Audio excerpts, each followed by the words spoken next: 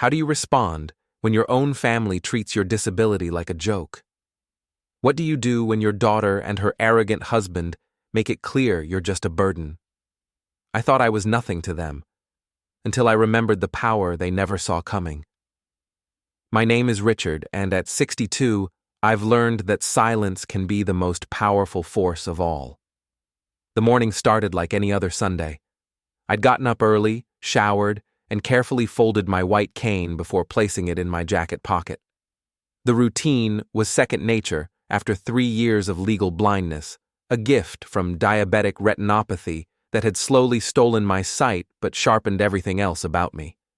Lena had texted the night before. "Family walk tomorrow at 10. Meet us at Riverside Park." No, "How are you, Dad?" Or, "Looking forward to seeing you." Just logistics. But I was grateful for any invitation these days.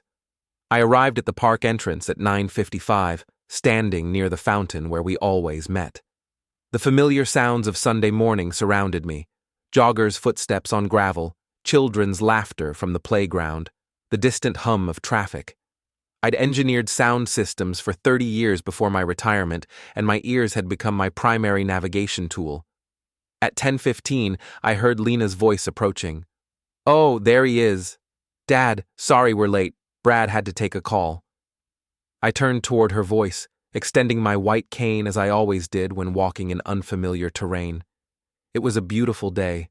I could feel the warmth of sunlight on my face and smell the fresh spring air. "Hey, Richard?" Brad's voice came from my left, carrying that particular tone he'd developed over the past 2 years. Not quite hostile, but not warm either. Dismissive, maybe. "Ready for a quick walk? We've got brunch reservations at noon." "Of course," I replied, adjusting my cane. "Lead the way." We started down the main path, and immediately I could sense the tension. Lena and Brad were walking faster than usual, their conversation flowing around me rather than including me. I focused on the rhythm of my cane against the pavement, the subtle changes in sound that told me when we were passing trees or open spaces. "So anyway," Brad was saying to Lena, "the Henderson account is basically locked up. Jim thinks we'll close it by Friday." "That's wonderful, honey. What's the commission on that?" "Enough to finally get that kitchen renovation started." I noticed he said "we" and "our kitchen," though I knew perfectly well whose name was actually on the deed. But I said nothing. I'd learned to pick my battles carefully. We'd been walking for maybe 10 minutes when a family with young children approached from the opposite direction. The path narrowed slightly near a flower bed, and I naturally adjusted my cane technique, sweeping a bit wider to navigate safely around the group. That's when Brad snorted. It wasn't subtle. It was the kind of derisive sound you make when something genuinely annoys you. "Jesus Christ, Richard. Put that thing away. You're slowing us down." The words hit me like a physical blow. I stopped walking, my hand tightening on the cane's handle. Around us, I could hear the family passing by, their children's chatter fading as they moved on. "Excuse me?" I said quietly. "The cane," Brad continued, his voice carrying that edge of impatience I'd been hearing more and more lately. "You don't need to wave it around like that. There's nobody here. You're making a scene." I felt heat rising in my chest, but before I could respond, Lena laughed. Actually laughed. "He's kidding, Dad," she said, but her tone suggested she wasn't entirely disagreeing with her husband. "You know Brad, he's just direct." "I can hear perfectly well," I said, my voice still calm, "and I can hear that he's not kidding." "Come on, Richard," Brad said, and now there was definitely irritation in his voice. "We're trying to have a nice family walk here. Can't you just, I don't know, walk normally?" The silence that followed felt eternal. I stood there on the path, white cane in hand, feeling the weight of their judgment. A jogger passed us, her breathing rhythmic and steady. Somewhere in the distance, a dog was barking. "This is how I walk normally," I said finally. "Well, it's not normal for the rest of us," Brad shot back. "Look, I get it. You've got challenges, but we shouldn't have to suffer for it." That's when something inside me shifted. Not broke, shifted, like a gear clicking into a different position. "You're right," I said, turning around. "You shouldn't have to suffer for it." "Dad, wait," Lena called after me. "Where are you going?" "Home," I replied, already moving back toward the park entrance. "Enjoy your walk." I heard Brad say something to Lena, his voice too low for me to catch the words, but I caught her response. "Just let him go. He'll get over it." The walk back to the park entrance felt longer than the walk in. Every step was deliberate, measured. My cane tapped against the pavement in a steady rhythm, and I found myself thinking about that sound. Such a simple thing, a tool to help me navigate the world safely. To Brad, it was an embarrassment. To me, it was independence. By the time I reached the street, my phone was buzzing with a text message. I waited until I was safely back in my apartment before asking my voice assistant to read it aloud. Message from Lena. "Sorry about earlier, Dad. Brad was just joking. See you next week?" I sat in my favorite chair, the one by the window where I could feel the afternoon sun, and thought about that message for a long time. The casual dismissal. The assumption that I'd just accept the humiliation and move on. The complete lack of acknowledgement that what had happened was wrong. That's when I started remembering things I'd tried very hard to forget. It hadn't always been like this. There was a time when Lena would call me every Sunday evening, when she'd ask my advice about work decisions and relationship problems, when she'd bring boyfriends over to meet me, nervous about my approval. But that was before Brad. I met him 3 years ago at Lena's birthday party. She was 33 then, successful in her marketing career, living in the downtown condo I'd helped her buy. Brad was charming that night, attentive, respectful, asking thoughtful questions about my engineering background. He even seemed genuinely interested when I explained how sound waves could be manipulated in architectural spaces. "That's fascinating," he'd said. "You must have worked on some incredible projects." "A few," I'd replied modestly. The Symphony Hall downtown was probably my favorite. The acoustics in that building can make a whisper carry to the back row. "Dad designed the entire sound system," Lena had added proudly. "He's being modest. That project won 3 national awards." Brad had been impressed. Or at least, he'd acted impressed. The change started gradually after they got engaged. Little things at first. Brad would interrupt me mid-sentence during family dinners. He'd make decisions about family plans without consulting me. He'd refer to our family in ways that seemed to exclude me. But it was after my diagnosis that everything shifted. I remember the day I had to tell Lena about the retinopathy. We were sitting in the cafe near her office, the same place where I'd taken her for hot chocolate when she was little. I'd practiced the words, tried to make them sound less frightening than they felt. "The doctors say I'll likely lose most of my vision within the next year," I'd told her. "It's progressive, and there's not much they can do to stop it." She'd cried. Actually cried, right there in the cafe, and for a moment I thought everything would be okay, that we'd face this together, as a family. But Brad's reaction was different. "How much is the treatment going to cost?" was his first question. Not, "How are you feeling?" or "What can we do to help?" Just dollars and cents. "Insurance should cover most of it," I'd replied, though I was still learning the details myself. "Good," he'd said, "because Lena and I are saving for the wedding, and we can't really afford to—" "Brad," Lena had interrupted, but gently, not angry, just redirecting. That should have been my first warning. Over the following months, as my vision deteriorated and I learned to navigate the world differently, I started noticing other things. How Brad would schedule family events without checking if the venues were accessible for me.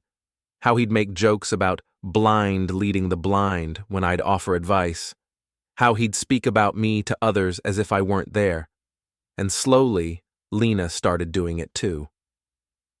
The first time it happened, we were at a restaurant for Brad's birthday.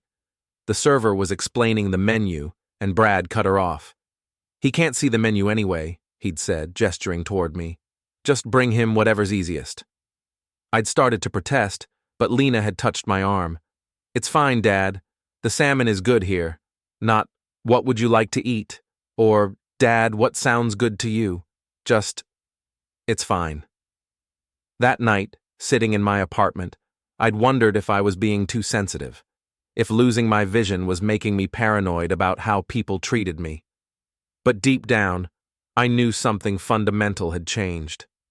The financial stuff started about 6 months after the wedding. I was reviewing my insurance statements when I noticed charges I didn't recognize, medical appointments I hadn't made, prescriptions I'd never received. When I called the insurance company, they explained that my coverage had been extended to include family members. When did I authorize that? I'd asked. Let me check. It shows here that the request came from Lena Thompson. She's listed as your emergency contact and has power of attorney for medical decisions. I'd never given Lena power of attorney for anything. When I called to ask her about it, she'd been casual, almost dismissive. Oh, that. Brad thought it would be easier, in case something happened, with your condition and all. But I didn't sign anything. Dad, you did. Remember? When you were in the hospital for that sugar-related episode, the nurse brought some paperwork and you were pretty out of it. I remembered the episode. I remembered being disoriented and scared, but I didn't remember signing anything that would give them control over my medical decisions. I should probably review those documents, I'd said. Of course. I'll bring copies next time I visit. She never brought the copies. That was 18 months ago, and I'd learned to live with the uncertainty. Maybe I had signed something. Maybe I was forgetting things. Maybe this was just what happened when you got older and needed more help. But after the incident in the park, sitting in my chair with Lena's dismissive text message echoing in my head, I started thinking about all of it differently. I started thinking about what I actually knew versus what they'd told me I knew. And I started thinking about the filing cabinet in my home office that I hadn't opened in over a year. My home office used to be Lena's bedroom when she was in high school. After she moved out for college, I'd converted it into a workspace where I could review project plans and manage the technical side of my consulting business. Even after retirement, I'd kept it organized, filing cabinets full of contracts, insurance policies, legal documents, and correspondence. When my vision started failing, I'd had everything scanned and digitized, with voice recognition software to help me navigate. But I'd also kept the physical documents, filed in a system I could navigate by touch and memory. The day after the park incident, I unlocked the main filing cabinet for the first time in months. My fingers moved across the labeled folders, feeling for the raised lettering I'd had embossed on each tab: insurance, property, legal, trust documents, trust documents. I pulled the folder and carried it to my desk, then activated the voice software on my computer. The scanner read each page aloud while I followed along with the physical copies, my fingers tracing the familiar texture of official letterhead and legal seals. The irrevocable family trust, established 12 years ago when Lena was just starting her career and I was planning for retirement. The document that ensured she'd be financially secure no matter what happened to me, while also protecting both of us from potential creditors or legal complications. But as I listened to the software read through the terms and conditions, I realized there were clauses I'd forgotten about, protections I'd insisted on when my lawyer had first drafted the document.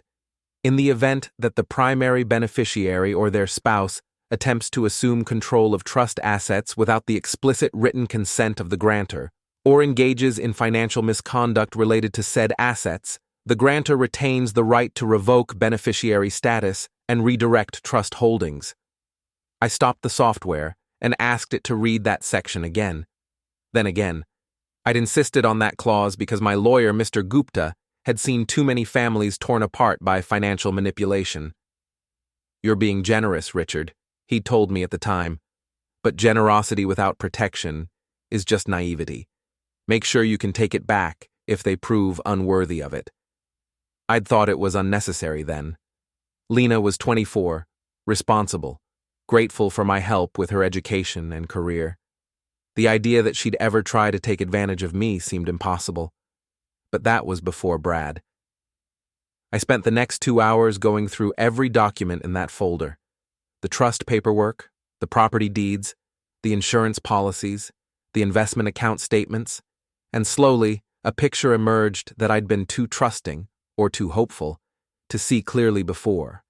The house Lena and Brad lived in wasn't just their house. It was purchased with trust funds, with me as the primary lien holder. The renovation they'd been planning wasn't their decision to make alone. Any major modifications required my written approval. The insurance policy they'd been using wasn't just family coverage. It was my policy, with them listed as authorized users. But according to the original terms, that authorization could be revoked at any time. The investment accounts Brad had been managing weren't joint accounts. They were trust accounts, with him listed as an authorized agent, not an owner. For 2 years, they'd been living as if they owned assets that legally belonged to me, making decisions as if they had authority they'd never actually been given, and I'd let them do it because I'd wanted to believe we were family. My phone buzzed with another text message. This time, it was a group message, including both Lena and Brad. Family dinner Sunday at our place. 6 p.m., Mom's bringing dessert. Mom. They meant Mary, my ex-wife. Lena's mother, who I'd divorced amicably 15 years ago but who still occasionally appeared at family gatherings. The woman who'd once told me I was too generous for my own good, and who'd probably see exactly what I was just beginning to understand.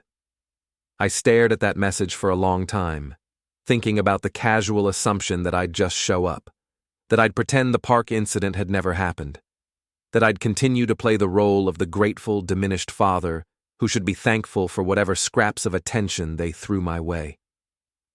Then I opened my calendar app and found the reminder I'd set 6 months ago.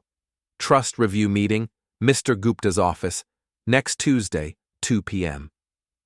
I'd scheduled it as part of my annual financial planning, the same way I'd been doing for years, a routine check-in to make sure all my legal documents were current and properly filed.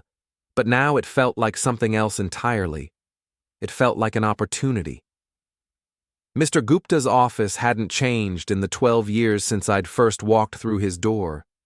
The same heavy wooden furniture, the same wall of law books, the same faint smell of leather and paper. What had changed was how I navigated the space. Now I relied on my white cane and my memory of the room's layout. Richard. Mr. Gupta's voice was warm as his secretary led me to the familiar chair across from his desk. It's good to see you. How are you managing? Better than some people think, I replied, settling into the chair and folding my cane. Thank you for making time for me. Of course, you mentioned on the phone that you wanted to review the family trust documents. Is everything all right? I'd known Rajesh Gupta since before Lena was born. He'd handled my divorce from Mary, helped me structure my business when I went independent, and guided me through every major financial decision of the past 2 decades. If anyone would understand the situation I was facing, it would be him. I'm not sure, I said honestly. I think I need to understand exactly what authority I've given away over the years and what authority I still retain. There was a knowing tone in his voice. Family complications? You could say that. I heard him opening files, papers rustling as he pulled up my documents. Let's start with the basics. The Irrevocable Family Trust, established 2012. Primary beneficiary, Lena Thompson, formerly Lena Richards. Trust assets include the property at 1247 Maple Street, the education fund account, the emergency medical account, and the investment portfolio, currently valued at approximately $1.2 million. That much? I was genuinely surprised. The market's been good to you, Richard. Your tech stock investments have performed very well. He paused. Now, you're listed as the grantor and primary trustee, which means you retain ultimate authority over the trust's administration. Lena is the beneficiary, but she doesn't have independent control over the assets. What about her husband, Brad Thompson? More papers rustling. He was added as an authorized agent 18 months ago, which allows him to make routine transactions and manage day-to-day financial matters, but he's not a beneficiary, and his authorization can be revoked at any time. How was he added? I don't remember signing anything. Let me check. Here it is. The request came through Lena, using her medical power of attorney. The documentation indicates you were hospitalized at the time and unable to handle financial matters. I was in the hospital for one night, for a sugar-related episode. Yes, that's what the medical records show. Mr. Gupta's voice had taken on a different tone. Richard, is there something specific you'd like me to review? I took a breath. I think my family has been making financial decisions without my knowledge or consent. I think they've been using my insurance and credit without my authorization. And I think they believe they have legal authority that they don't actually possess. I see. And you'd like to know what your options are. I'd like to know what my rights are. For the next hour, Mr. Gupta walked me through every document, every clause, every legal protection I'd built into my financial planning. The picture that emerged was both reassuring and sobering. I had far more control than I'd realized. The trust could be modified or revoked entirely at my discretion. The property deeds were still in my name, regardless of who was living in the house. The insurance policies were mine to manage, and any unauthorized use was technically fraud. But I also learned how extensively that control had been circumvented. They've been using your credit to make purchases, Mr. Gupta explained, reading from a report his assistant had pulled. Home renovations, a new car, vacation expenses, all authorized through the medical power of attorney. Is that legal? Technically, yes, if the power of attorney was legitimately granted, but the scope of their spending goes well beyond what would typically be considered medical or emergency expenses. What would you do, Raj, if this were your family? He was quiet for a long moment. I'd protect myself first, and worry about hurt feelings second.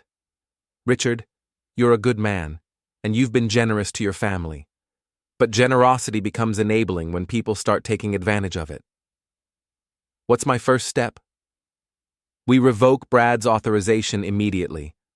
We modify the trust to require written consent for any major financial decisions. We audit all the accounts to see exactly how much they've spent without your knowledge. He paused. And we document everything in case this becomes a legal matter. You think it might? I think people who've been living beyond their means don't usually give up that lifestyle quietly. I left Mr. Gupta's office with a folder full of documents and a clear plan of action.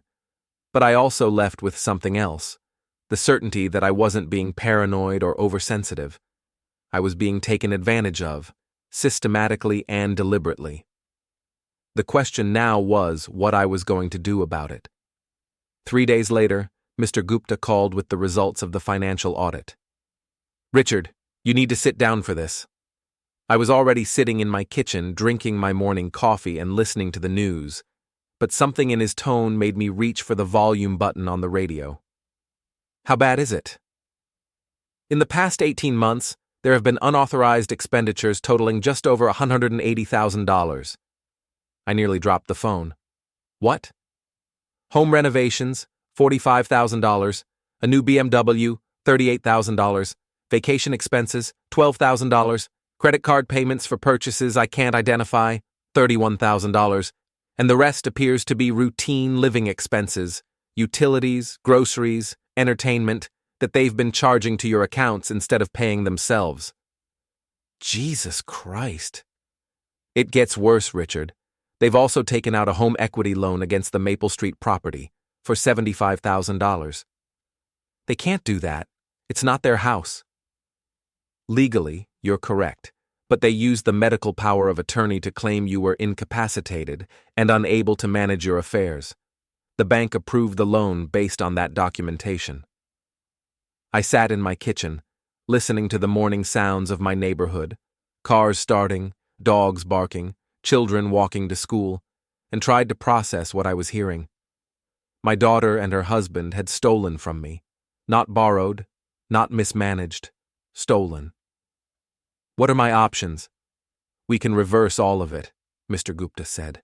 The power of attorney was obtained under false pretenses, which makes every transaction they've made legally questionable.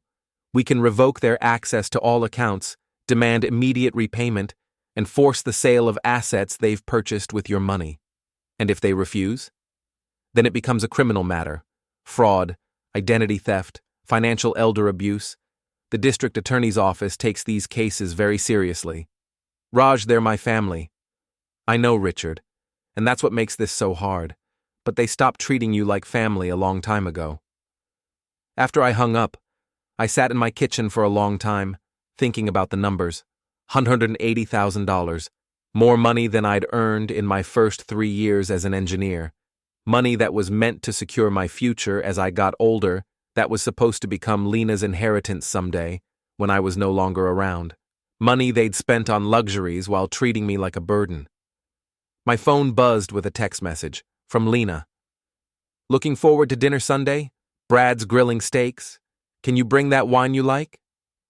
The wine I like. The wine that costs $40 a bottle and that I'd been bringing to family dinners for 2 years, never realizing they'd been charging the groceries for those same dinners to my credit card. I thought about the house they'd be grilling those steaks behind, the house I'd paid for, that they'd renovated with my money, that they'd mortgaged without my knowledge. I thought about Brad's new BMW sitting in the driveway, the car I'd apparently purchased for him. I thought about the vacation photos they'd posted on social media last month, the trip to Hawaii that I'd wondered how they could afford, and I thought about the park, about Brad telling me to put my cane away, about Lena laughing at my humiliation, about them treating me like an embarrassment while living off my money. That's when I made my decision. I called Mr. Gupta back. Raj, I want you to prepare all the paperwork, revoke all their access, demand full repayment, put a freeze on everything they can't prove they paid for legitimately. Are you sure, Richard? I'm sure.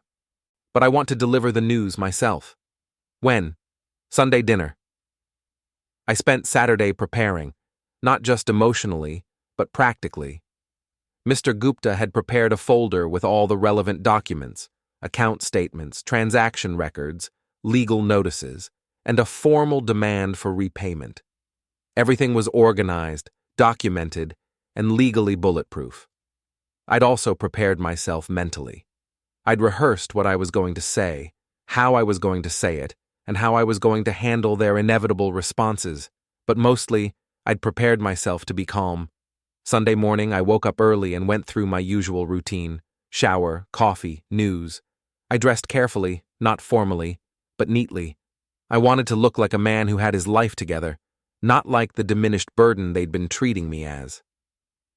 At 5:30, I called a cab to take me to Lena and Brad's house. I could have taken the bus, but I wanted to arrive with dignity, not stumbling off public transportation with my white cane. The cab driver was chatty, asking about my destination and commenting on the neighborhood. Nice area, he said as we pulled into their driveway. These houses must cost a fortune.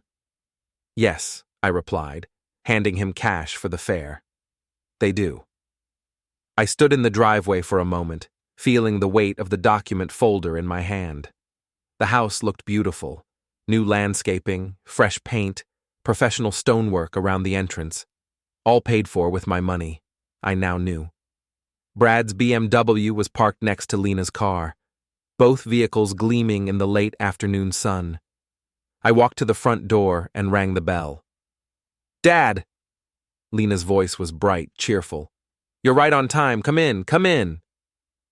The smell of grilling meat drifted from the backyard, and I could hear voices, more people than I'd expected. I hope you don't mind, Lena said, taking my arm to guide me inside. We invited a few friends over, the Hendersons from next door, and Brad's colleague Jim and his wife.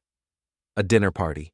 They'd turned this into a dinner party, with me as one of the guests instead of the family patriarch I'd once been. That's fine, I said, adjusting my grip on the folder. What's that? Lena asked, noticing the documents. Some paperwork I need to discuss with you and Brad. Nothing urgent. We walked through the house, my house, I reminded myself, and out to the backyard. The space had been transformed since my last visit. New patio furniture, a professional-grade grill, landscape lighting that was just beginning to flicker on as the sun set. Richard! Brad's voice boomed from behind the grill. There's the man of the hour! How are you doing, buddy? Buddy, as if we were old friends instead of family, as if he hadn't humiliated me in public a week ago. I'm well, Brad. Thank you. Great. Hope you're hungry. Got some beautiful steaks here, and Lena made that potato salad you like. The other guests were arranged around the patio, drinks in hand, the casual conversation of a suburban dinner party. I was introduced to the people I didn't know, guided to a chair at the patio table, handed a beer I hadn't asked for. For the first hour, I played along. I made small talk with the neighbors, complimented Lena on the food, listened to Brad tell stories about his work successes.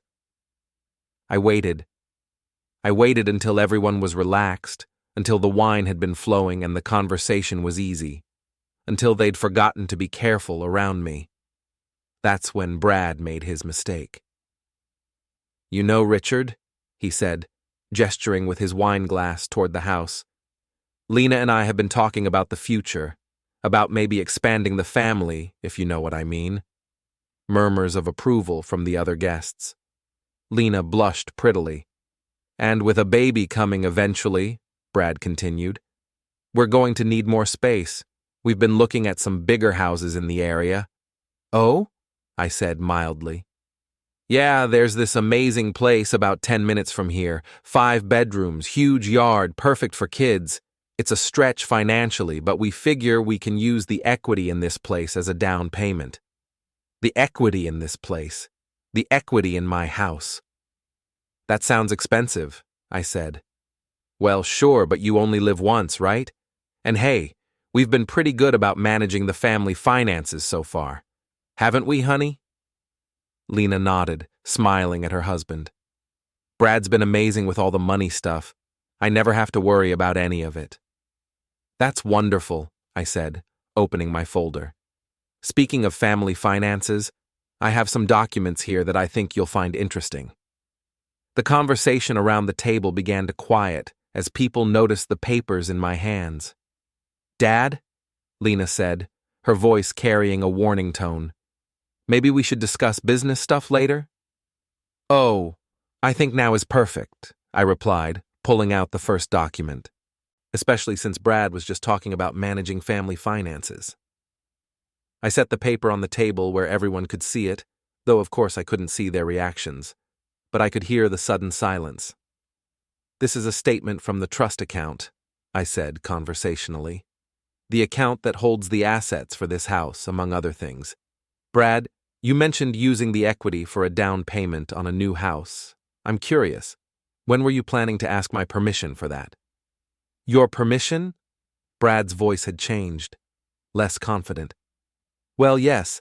Since I'm the actual owner of this house, the trust beneficiary, that's Lena, has the right to live here, but she doesn't have the right to sell it or borrow against it without my written consent. I pulled out another document. This is the home equity loan you took out 6 weeks ago for $75,000, the loan you obtained by claiming I was mentally incapacitated and unable to manage my affairs.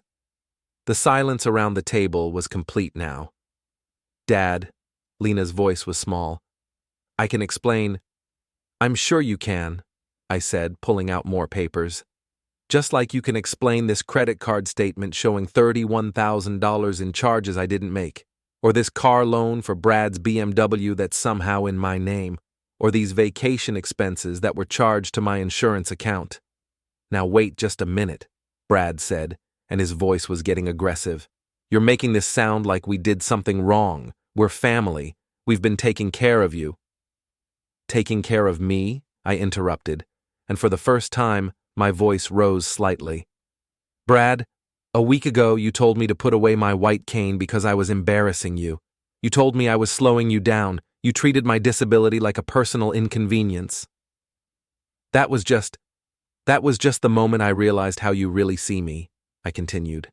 Not as family, not as the man who's been paying for your lifestyle for the past 2 years, as a burden, an embarrassment, someone to be managed and controlled and hidden away when convenient.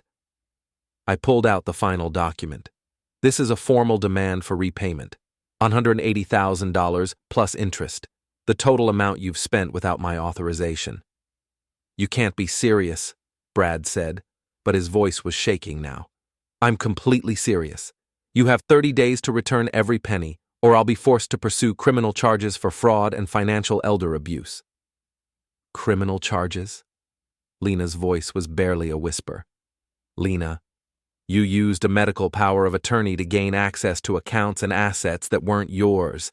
You claimed I was incapacitated when I wasn't. You've been living in my house, driving cars I paid for, taking vacations with my money, all while treating me like I should be grateful for the privilege of being tolerated. The other guests were looking at each other uncomfortably, clearly wishing they were anywhere else. Furthermore, I continued, as of tomorrow morning, all your access to my accounts will be revoked. The credit cards will be canceled. The insurance coverage will be terminated. And if you're planning to use this house as collateral for anything, you should know that I'm calling the home equity loan immediately due. You can't do that, Brad said, but he sounded desperate now. We have rights. You have the rights I gave you, I said calmly, and I'm taking them back. I stood up, folding my white cane and tucking the documents back into the folder. I'll be leaving now. The 30-day deadline starts tomorrow. I suggest you call a lawyer. Dad, please, Lena said, and I could hear tears in her voice. Can't we talk about this? We could have talked about it any time in the past 2 years, I replied. But you chose to lie to me instead. You chose to steal from me instead. And you chose to treat me like a burden instead of like family. I turned toward the house, navigating carefully with my cane. Oh, and Brad, I called back. Next time you see someone using a mobility aid, remember that they might be more capable than you think. I walked through the house, out the front door, and down the driveway. Behind me, I could hear raised voices, urgent conversation, the sound of a family gathering falling apart. But I didn't look back. My phone started ringing at 6 a.m. the next morning. First Lena, then Brad, then Lena again. I let them all go to voicemail while I had my coffee and listened to the morning news. When I finally played the messages back, they were exactly what I'd expected. Lena crying, apologizing, begging me to reconsider. Brad angry, threatening, claiming I was being manipulated by my lawyer. But there was one message that surprised me. Grandpa, it's Owen. Mom gave me your number. I heard what happened at dinner, and I wanted you to know that I think you were really brave. Mom's been crying, but Dad says you were right to stand up for yourself. Can I come visit you sometime? I miss talking to you. Owen, Lena's 10-year-old son from her first marriage. A sweet kid who'd always treated my blindness as just another interesting fact about his grandfather, like my engineering stories or my collection of jazz records. I called him back immediately. Owen, it's Grandpa. Of course you can visit, anytime you want. Really? Mom said you might not want to see any of us anymore. I'll always want to see you, kiddo. You're not responsible for the grown-ups' mistakes. Are Mom and Brad in big trouble? They made some bad choices, and now they have to fix them, but that's not your problem to worry about. Okay. Can I come over this weekend? I want to hear more of your stories about building sound systems. I'd love that. After I hung up, I realized something had shifted. For the first time in months, I felt like myself again. Not diminished, not managed, not tolerated. Just myself. Over the next few weeks, the legal process moved forward exactly as Mr. Gupta had predicted. Brad and Lena hired a lawyer who quickly advised them that they had no legal standing to challenge my actions. The money had been stolen, The power of attorney had been misused, and their only option was to negotiate a repayment plan. They sold the BMW first, then they put the house on the market. Lena called me the day the for sale sign went up. Dad, I need you to know that I never meant for it to go this far. Brad convinced me that we were just managing things for you, making your life easier. And you believed that? I wanted to believe it. It was easier than admitting that we were living beyond our means. What about the park, Lena? What about laughing when your husband humiliated me? A long pause. I don't know how to excuse that. I think I'd started seeing you the way Brad saw you, and I hate myself for it. I'm not trying to destroy your life, I told her, but I won't be anyone's victim, not even family. I know. And Dad, I'm sorry, really, truly sorry. It was a start. The house sold within a month. The market was good, and they'd maintained it well with my money. After paying off the mortgages and loans, they had enough left to rent a modest apartment and begin making payments on what they still owed me. Brad found a new job in another city.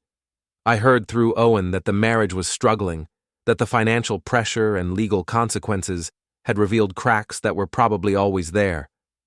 But that wasn't my problem anymore. 3 months after that dinner party, I was sitting in my apartment when someone knocked on my door. I wasn't expecting anyone, so I approached carefully, cane in hand. Who is it? It's Mary, my ex-wife, Lena's mother. I hadn't spoken to her since the whole situation exploded. I opened the door. Mary, this is unexpected. Richard, I owe you an apology. For what? For not seeing what was happening. For not stepping in when I should have. I invited her in, and we sat in my living room like we had countless times during our marriage, drinking coffee and talking through family problems. Lena told me everything, Mary said, about the money, about how they treated you, about that horrible incident in the park. I'm not looking for sympathy. I know, but I want you to know that what you did took courage, and I'm proud of you for standing up for yourself. Even though it destroyed Lena's marriage?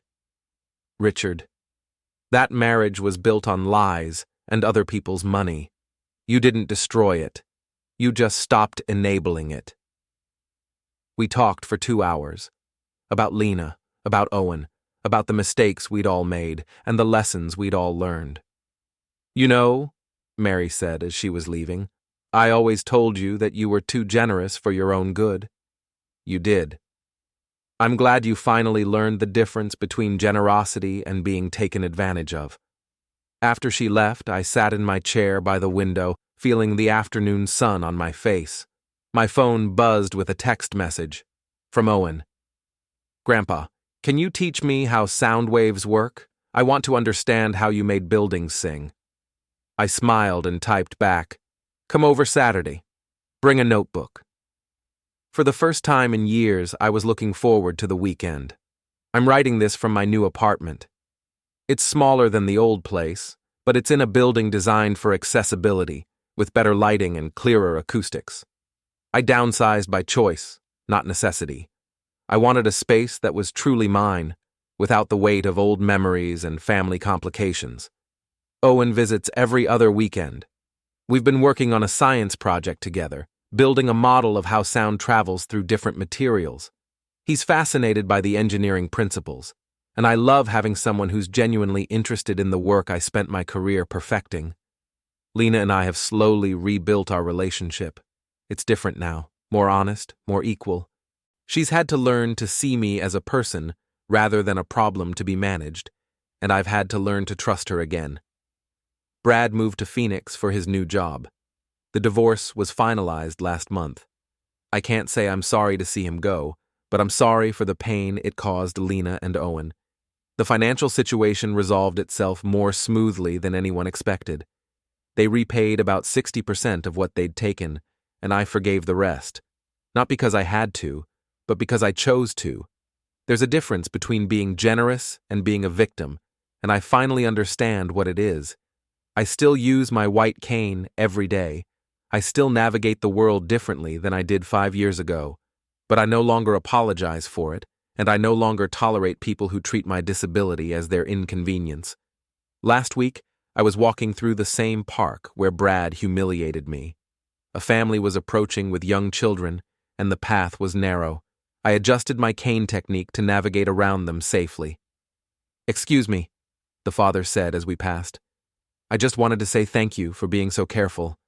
My kids are still learning about personal space." "Of course," I replied. "We all share the path." "Absolutely. Have a great day." Such a simple interaction, such a basic level of respect and courtesy, but it reminded me how far I've come from that Sunday morning when I felt like I had to hide who I was to avoid embarrassing my family. I don't hide anymore. My phone buzzes with a text message from Owen. "Grandpa, I got an A on our sound project. The teacher wants to know if you'll come talk to our class about engineering." I text back, "I'd be honored to." Because that's what I am now, honored to be who I am, respected for what I know, valued for what I can contribute. It took losing my family to find myself again, but in the end, the trade was worth it.